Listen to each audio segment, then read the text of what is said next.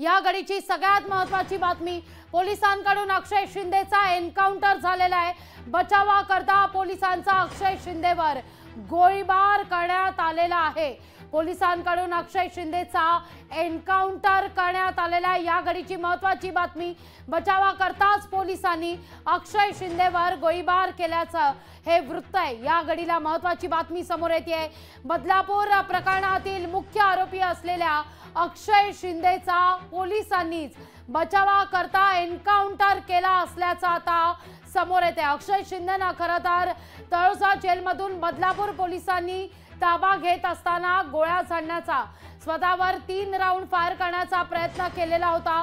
पोलिसांची बंदूक हिसकावून घेत हा सगळा प्रयत्न करण्यात आलेला होता आणि त्या क्षणीच पोलिसांनी बचावाकरता म्हणून अक्षय शिंदेचा एन्काउंटर केल्याची आता बातमी समोर येते।